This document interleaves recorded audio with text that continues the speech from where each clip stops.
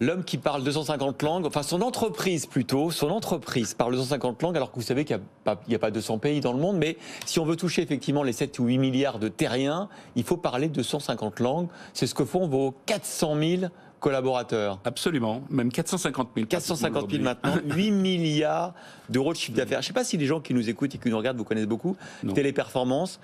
C'est une success story française absolument incroyable. Vous avez commencé dans les centres d'appel et aujourd'hui, vous êtes capable de toucher finalement l'ensemble des consommateurs, l'ensemble des clients dans le monde, pour le compte évidemment de vos clients, les entreprises qui font appel à vos services.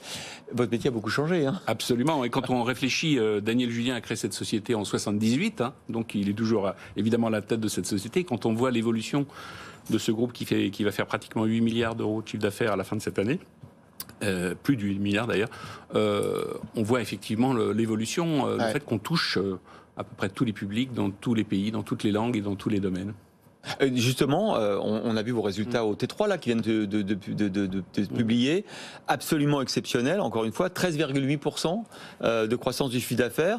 Moi j'étais un peu inquiet pour vous, à un moment donné, je me suis dit quand même à travers le Covid, la moitié de vos salariés sont encore en télétravail, j'imagine que pour toucher l'ensemble des consommateurs dans le monde, c'est différent de ce qu'on faisait avant le Covid. Comment vous avez réussi à passer cette vague et à rester au contact effectivement des millions de salariés et à relever vos objectifs aussi pour cette année? Oui, tout à fait. Parce que si on regarde, je vais répondre à votre question, mais si on regarde précisément les chiffres aujourd'hui, en fait, sur le troisième trimestre, on fait plus de 17% de croissance. Effectivement, c'est 13% si on enlève l'effet change.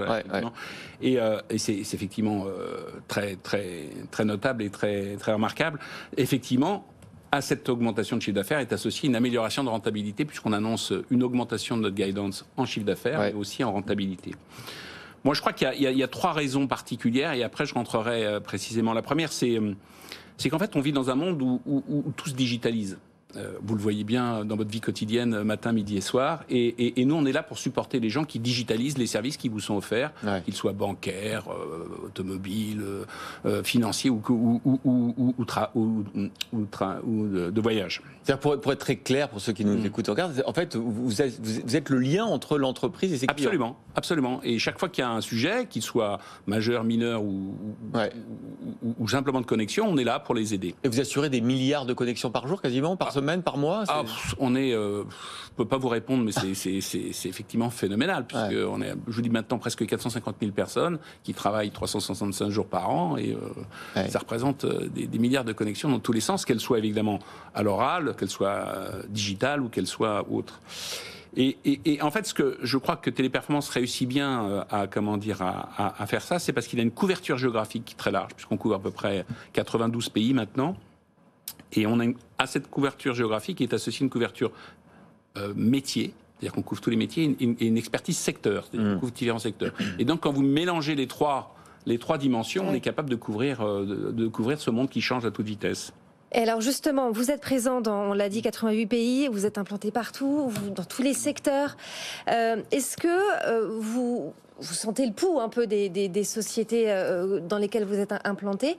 Est-ce que vous sentez monter au niveau mondial nous, c'est très présent en Europe, cette revendication salariale, cette volonté d'augmenter les salaires? Est-ce que c'est une tendance que vous sentez, vous? Bien sûr, et pour être très franc, on la soutient complètement, puisque nous, en fait, pour réussir dans notre métier, vous ne réussissez pas contre vos salariés. Il faut que vos salariés soient satisfaits. C'est un métier difficile, mais il faut que les salariés soient bien payés, bien considérés, bien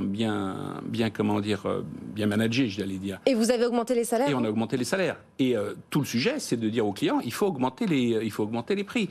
Et beaucoup de nos clients... Est-ce que vous n'êtes pas en train d'entretenir la spirale inflation-salaire en disant ça? Je ne sais pas si je l'entretiens, mais tout ce que je sais, c'est qu'on ne peut pas, d'un côté, demander aux gens de travailler plus, de vivre dans des pays où l'inflation est très élevée, parce qu'effectivement, il y a l'Europe, mais il y a d'autres pays où l'inflation est encore plus élevée.